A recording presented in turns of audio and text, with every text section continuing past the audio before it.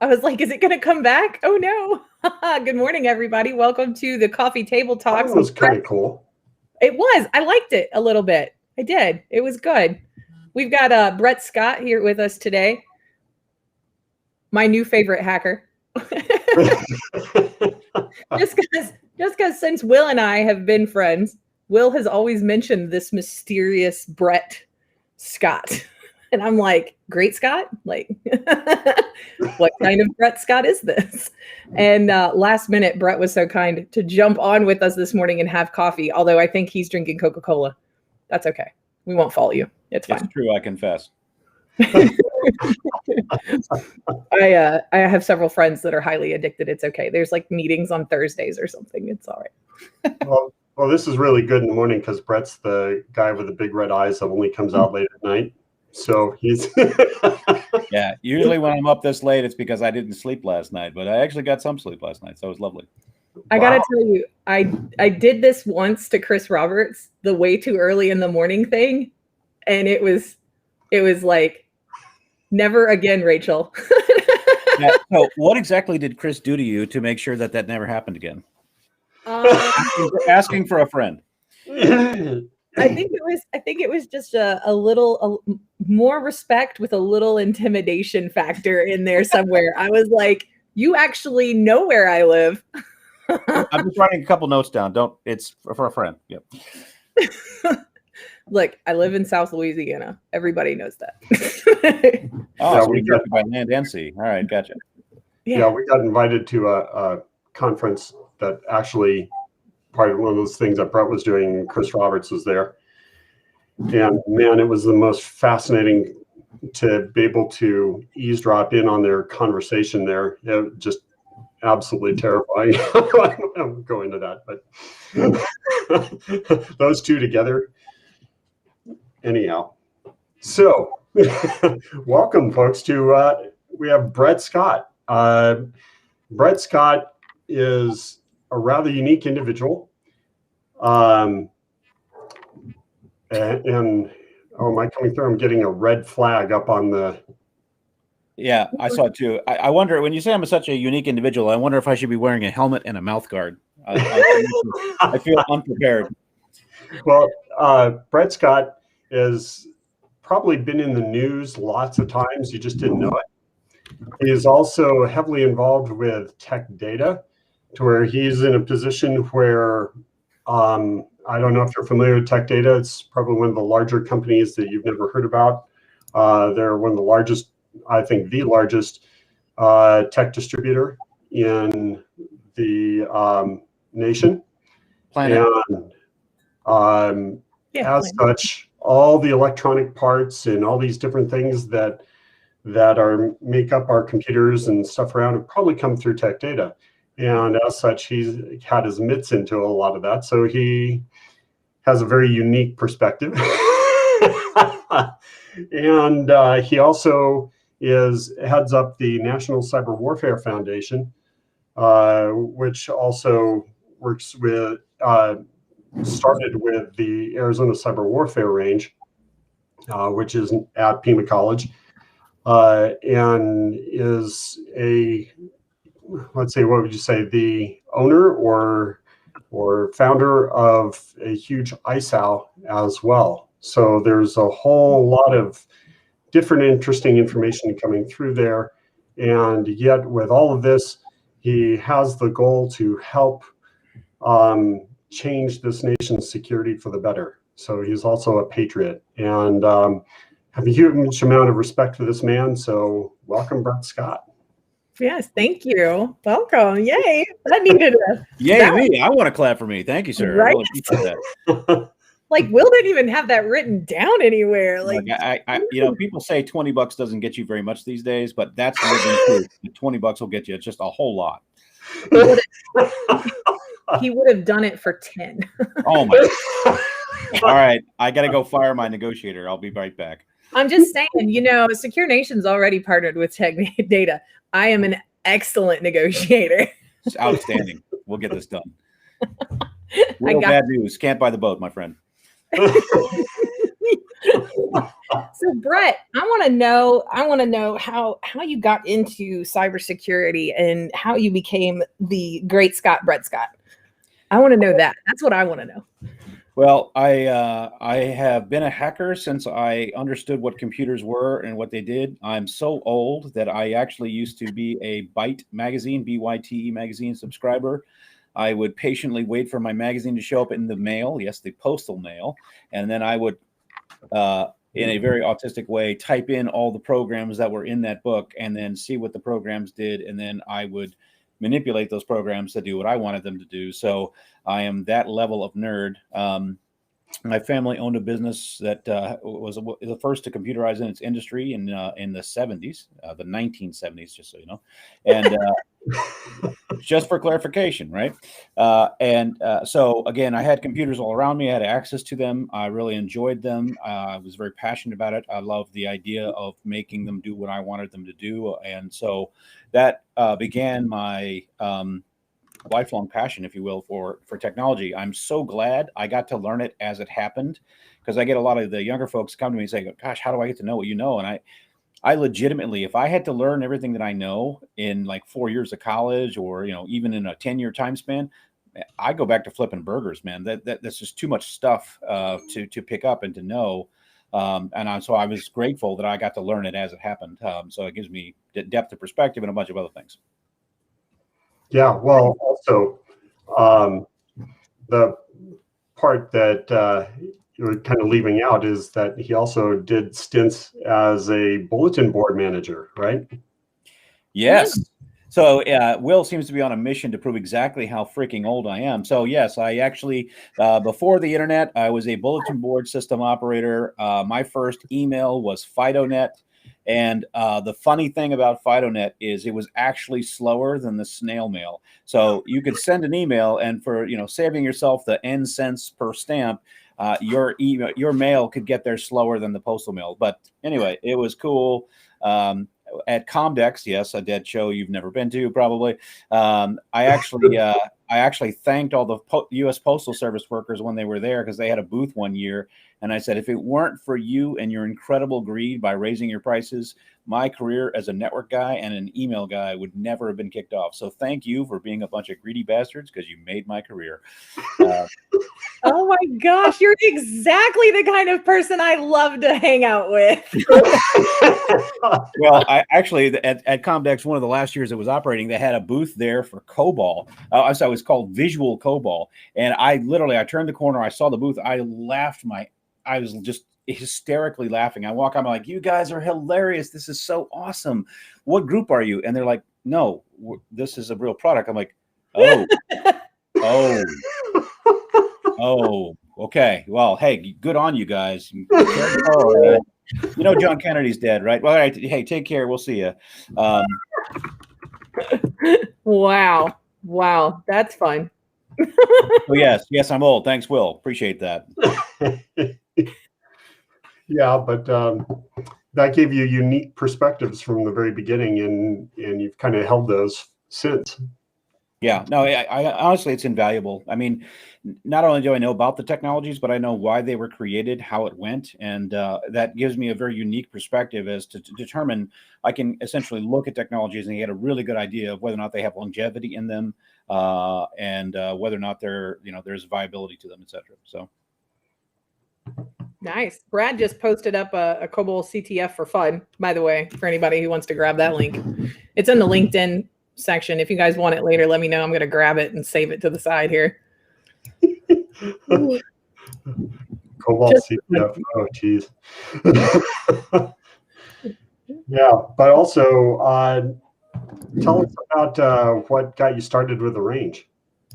Yeah, so that's a great question. Well, I'm in a lot of interesting rooms, right? Probably all the ones you can name or Google, right? And so I sit there and I listen to the quote unquote experts blow hard, and I realize these people probably couldn't hack their way out of a paper bag that was wet with a machete. And I'm like, oh gosh, these people are sending us down the wrong path. And so the final straw, I was in a meeting with the top let's call satellite people for the military. And we had a 4-hour conversation, an hour and a half of which involved them nodding their head and yet not even understanding how the fundamental protocol of the internet works. And so at an hour and a half in, I look back and I'm like, wait a minute. How do you think this protocol works? And then I was yelling at them saying, we just wasted an hour and a half while you guys nodded talking about a protocol you don't understand, which I'm happy to explain to you, but why did you nod for an hour and a half? So I was like, okay, if that's the top of the top of the top that we can get, we are in deep, deep trouble, and somebody's got to do this. So I had for 10 years been advocating for the creation of what I call the caustic cauldron, right, which is the most hostile place to put technology in the world. And everybody would nod their heads and smile and pat me on the back, but nobody would do a single thing about that. So I finally found someone just as dumb as I am and said, okay, how would you like to do something where we lose hundreds of thousands of dollars a year? There's no possible rate of return, and ultimately people might actually hate us for doing it. What do you say? And with enough beer, we got it to a yes. And so we finally got ourselves the creation of the Cyber Warfare Range in actuality in 2012. Nice. That's awesome. I needed one of those as a kid. I would be so much further along than I am right now. You have no idea. Like there would be so much less risk to my health, well-being, and freedom if I had a place to go play like that. I still did play like that. It was just using other people's computers, usually without their permission. Yeah, I once told Will that I loved the idea of the warfare range there at Pima Community College because I thought it was a great baby hacker happy place rather than sitting in Starbucks and packet sniffing through things that you shouldn't be. I'm like, good job. I like this. It's like, go break stuff less illegally. Yay. Yeah. Well, that way, we can keep you once you develop the skills instead of having to wait for you to exit jail. Our country is particularly bad and uniquely bad amongst most countries for dealing with hackers, right? And so we are terrified of these mystical creatures called hackers, and we put them away in jail because we were afraid of them. But to be perfectly honest with you, that's tremendously harmed our country and thrown us way back, and our children are the ones that are going to suffer from all of this ignorance, right? I mean, we're not the equivalent of the Salem witches, but it's kind of the same thing, right? It is. I was just thinking that. I was like, how many? Thank you. How many medicine women and men were burned at the stake because they were heralded as witches, or midwives for that matter, heralded as witches, and they had like all of these great things that were going to boost humanity and prolong life and better quality of life and everything else, and we were like, burn them. We don't understand it. Exactly right. And that's with hackers. They're doing things that are going to better society, increase quality of life, privacy, safety. I mean, all of these things. And we're like, put them in jail quick. We don't get it. Yeah. I mean, even 12-year-old kids, right, that are using the administrative password that the teacher put up on the chalkboard. And while that teacher's administrative password is on the chalkboard, he chooses to not be friendly. In other words, be a dick. And the 12-year-old kid uses that password to modify the guy's background to make it like a gay porn background or something along those lines. And the government's response is, let's put this kid away for 30 years, right? No, stop. Help them develop their skills. They're going to be Superman one day. Quit it. Yeah, well, and we have a long history of major failures like that. I could name off a bunch of different hackers that were actually patriots to the United States, and the United States bit them really hard, and then they said, F you guys, and now they're hurting the United States. So, I mean, we absolutely, as a country, can either choose to embrace what is making us stronger, or we can continue down the path of destruction of ourselves and our society. If you guys are watching on LinkedIn, you can see what Judai is saying in the chat here. She's showing up as a LinkedIn user and the restream feed to the side here. But she says if the witches had blinky lights, it might have sold. Probably. I mean, it worked for the Amish. Look, hey, Ron, Craig, I see you. Anyway, I think, yes, definitely. They should have had some blinky lights on their elixirs and different herbal healing everything, and it would have gone over much. I don't think so, though. I think it would have made it worse. They wouldn't have burned them. They would have just shot them on sight or stabbed them in their face. It would have been worse. What they need to do is do the Viking stand. So stand on the edge of town with the blinky lights. Don't move. Let everybody in town see them. And then you go into town with the blinky lights. You'll be fine because they know you're not a ghost. There you go. Like my look, you said Viking. Like Viking stand, yeah. So Vikings would, when they pulled up into a friendly village, they would get in their boat, they would stand up with their shields, let everybody see them, and when they felt like everybody in the village had seen them, then they would actually get off their boat and go in. Otherwise, they might be mistaken for ghosts and have a fight. I don't know. Isn't that a type of like a good way for guerrilla warfare to exist though? If everybody thinks you're a ghost, like aren't they just run away? This is why I use the modifier friendly village, because as we know, the Vikings were had a different attitude towards unfriendly villages. So yeah. True facts. Definitely. Yeah. So, I mean, this is what has been absolutely awesome for Pima, is to have this group, which is disrupting things all over the place. And if you know Brett at all, he's more than willing to disrupt anything wherever he is.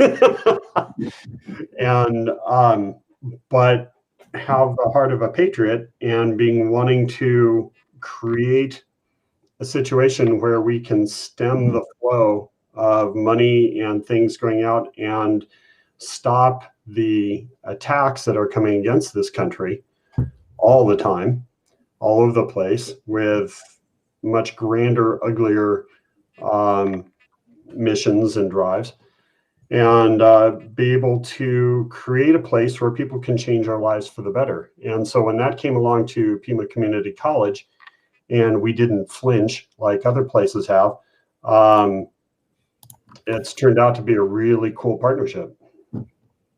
You know, it's been a tremendous one. Now, Will probably sell himself short, but there are very few people in the Americas, so that's all of them, that actually get the heck what's going on and understand the larger picture. And Will is one of those people. So you probably have more fingers and toes than there are Wills around. And so he's a tremendous asset. It was so easy for us to partner with Pima Community College. We're making a huge difference. They're benefiting. Everyone is benefiting. All of their students are getting hired. They're getting hired before they graduate. The good news is they come back. And so there's just this huge synergetic effect that occurs, which for us in the cyber warfare range and the foundation, this is a delightful situation. Like, we couldn't think of a better way to live our lives every day than to transform people's lives for the better while simultaneously achieving better cybersecurity results for everyone else. It's just an amazing partnership. And so we're extremely happy to be involved with Pima as our first educational partner. Well, it also helps to have that hacking resource, right? Because it's some of the things that I picked up from you, dude, as far as looking at how hacks happen, what you have to deal with, you don't talk in attacks in terms of like IPs and ports and things. You talk about it more in terms of like energy and behaviors along those lines, which has brought a very different perspective to me, and which I really appreciate that background. You know, cyber attacks are like energy, right? And it's, judo, right? If anybody's ever studied judo, you understand how an effective cyber warrior fights. And so if you think about the world that we live in today, where you have a hybrid of information warfare being used with cyber warfare, that hasn't trickled down to everyone yet, but trust me, it's going to happen way faster than we thought it was. Then you will begin to truly, truly understand why it is that our blue team defenders keep getting their what's kicked, and it's because of the fact that they have no idea how guys like me or other attackers think. And so a guy named Sun Tzu, who wrote a book well before there were computers, talks about, if you don't understand your enemy, you're going to lose a lot, 50% of your battles. And so we're losing more than 50%, but that just goes to show, if you do not understand, you can't possibly go into battle with confidence. And that's exactly what we're trying to change, right? So Pima's graduating students quickly. We're putting them into careers quickly. And that is already having an impact in the industry. And if you think about how crazy things are getting for business, it's survival. Like, if you don't have competent cyber warriors protecting you, whatever you've built over the N years you've been building your business could be gone in less than 6 months because of your people stuck. Yeah. Yeah. It's very true. That actually, having that bad guy mindset, that actually reminded me of a conversation we had with some new partners. By the way, we're also partnered with you guys, Brett. I don't know if you know this. I think we're a small fish in your pond. I'm a goldfish. Don't eat me. But we partnered last quarter with some folks over at Code 42. Have you heard of these guys? Oh yeah, we heard of them. Yep. Yeah, and it was great because I got the whole sales team was on the line. One, I was like, geez, why are all of you here? First of all, but they were awesome because I asked them at one point, why, what do you feel is really driving your mission over at Code 42? It's just something, I normally ask any of our new partners just because I want to get a feel for why they're there and what their mission might be. And they said, well, we figured out all the workarounds at our previous positions. So Code 42 is like a data loss prevention type company. If you don't know what it is that they do, they monitor things like Dropbox, and they can watch for, files leaving your network mysteriously in bulk, right? Like, I wonder why that business to business salesperson is suddenly dumping all of these lead lists over there. And, they're those guys. They help you monitor that kind of behavior for insider threat type stuff. But they were not intentionally the insider threats of their previous companies, but they would do workarounds to get around, old busted policy to try to, help service their customers. And they did it so well that when they came to Code 42, they're able to add to the platform offering by giving those unique perspectives, shall we say, on, hey, I used to do this. I mean, someone I know used to do this at their old company. Maybe we should test our stuff. Just saying. But they were really cool about it and like, I love that. I love it whenever the people that are on the side of building the tools or building the strategies or anything else are the ones that have really painstakingly and passionately tried to break it. I'm like, yes. Well, every human is actually a hacker, right? Literally none of us would be here were it not for our ancestors being great at hacking what they had to hack to survive, right? So we are all by our very nature hackers. But the question then becomes, are we competent or capable hackers? And that's the challenge of the new modern era, right?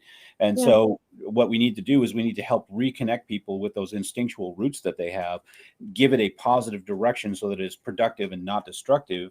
And then there's an amazing effect that occurs when you can get all that done. That's so true. I mean, one of the ways that we went from becoming a hunter-gatherer, nomadic type society was we ended up hacking which plants would grow what we could gather seeds from. I mean, who thought, so South Louisiana, right? We like to eat oysters. Who in their right mind looked at an oyster for the first time and were like, you know what? I bet you that's damn delicious. We should eat that. Let's go eat that hard thing. Yeah, let's try it out. That looks like snot inside of a rock. Slurp, slurp. Slurp, slurp. Like, that's a hacker mindset right there. There's a techno song that I love, and there's a voice sample in there that says, the first man to eat an egg was a very brave man. It came out of that bird's butt. Let's eat it. Cheers. Like, there's so many things that are like that. Like, who thought of, I don't know, putting your livestock's milk in some deep, dark cave, waiting a few months, being like, wow, that stinks. Let's eat it anyway. Yum cheese. Yeah. The French will literally do anything, French and pigs, same thing. So bad. Just a bad idea.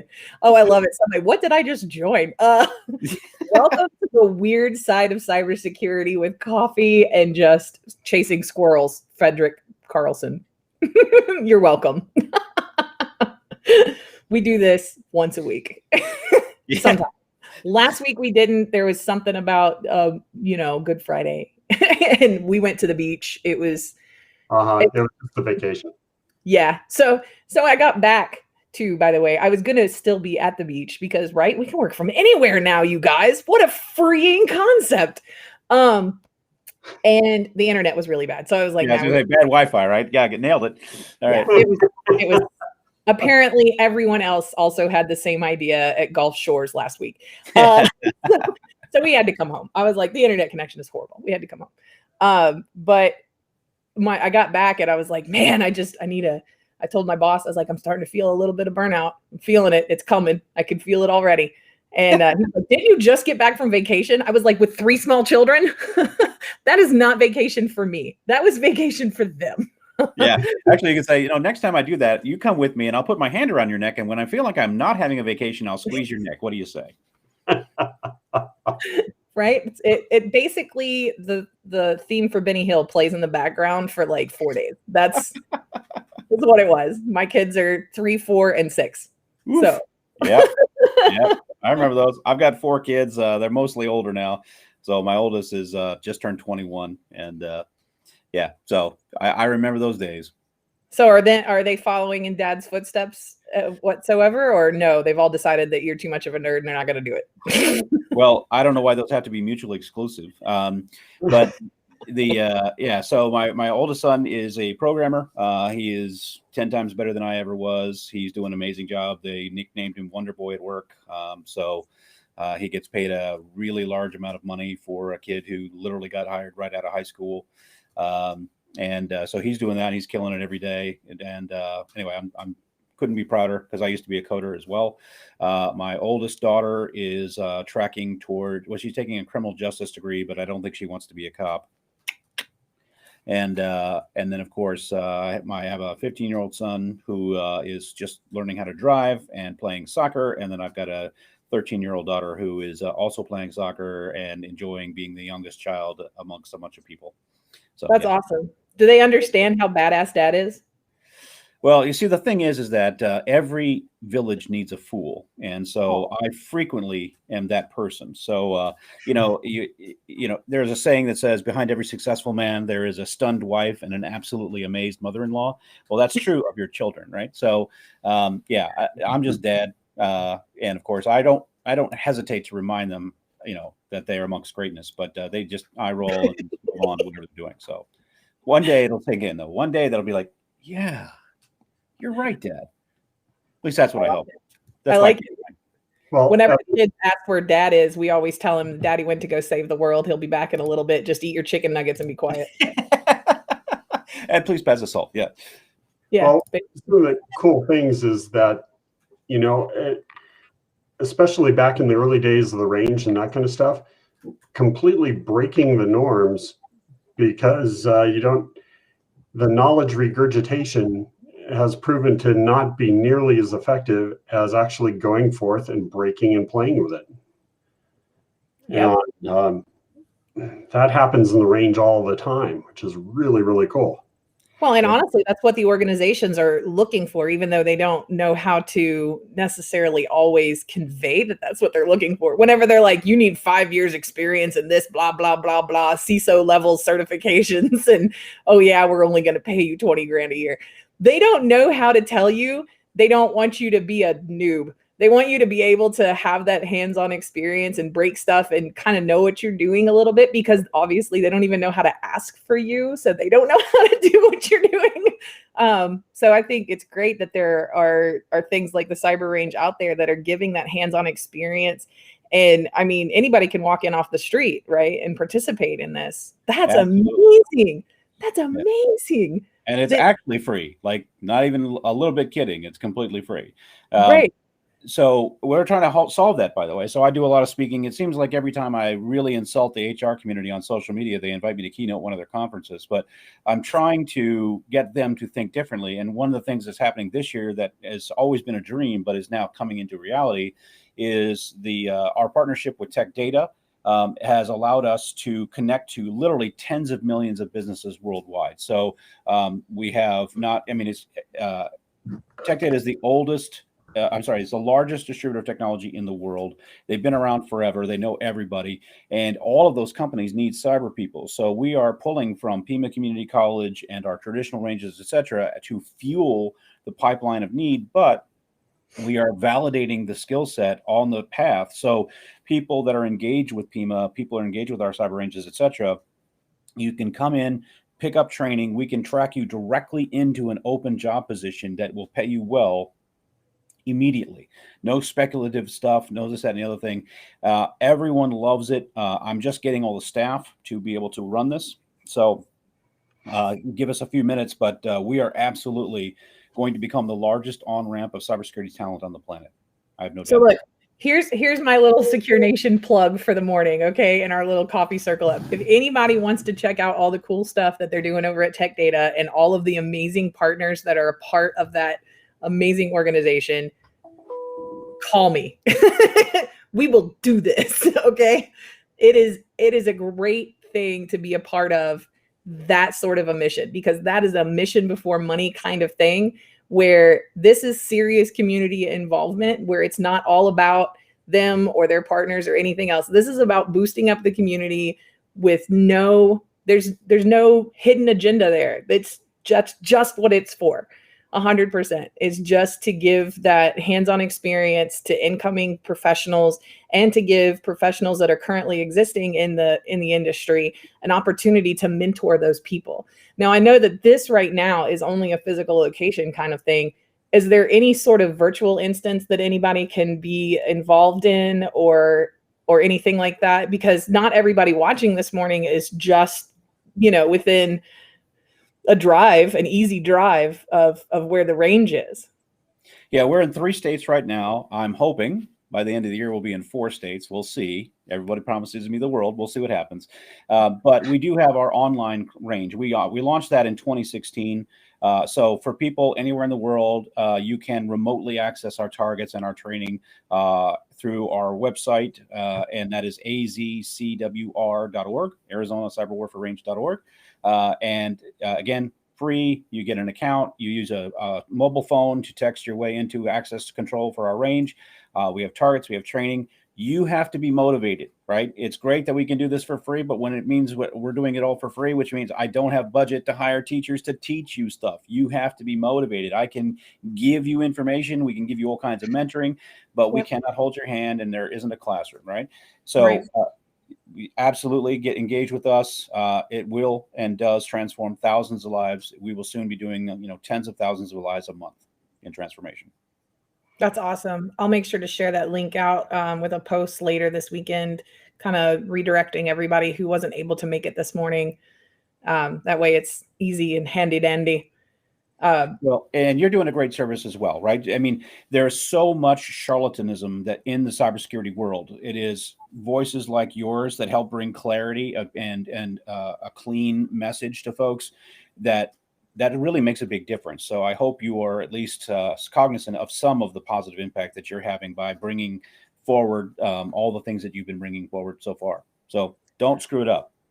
I'm going to try real hard. I feel like that's a big thank you very much. You were feeling good right till the very end there, weren't you? I was. I was like, oh, there's that rug pulled right off. Yeah. You're like, oh, yeah. No, I mean, the whole reason that we wanted to do this was just to bring that conversational aspect to cybersecurity, talks, where I feel like there's so many that are very stiff. Somebody earlier in the chat, it was probably Judai, because she likes to say this a lot, that cybersecurity needs a translator to be able to speak to the masses. I've said it myself several times. We got to get off of InfoSec Island and start being able to communicate with the general population, because they need us really bad, you guys. There's so many people clicking things they shouldn't be clicking.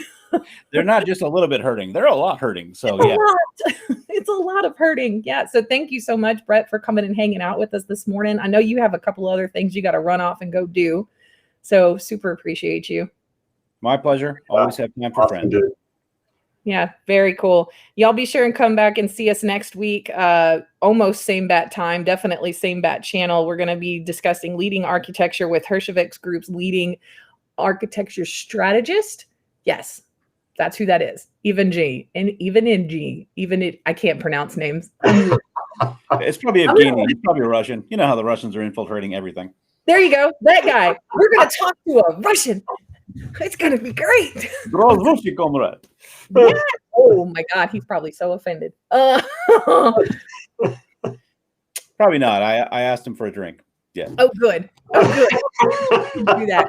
And I'm making plans for trips. So when I come out to Tucson to finally I don't know, shake Will's hand for being such a good sport for so long. Well, He is a real person, and he does actually have hands as a real person. So you'll be delighted to know he's actually real.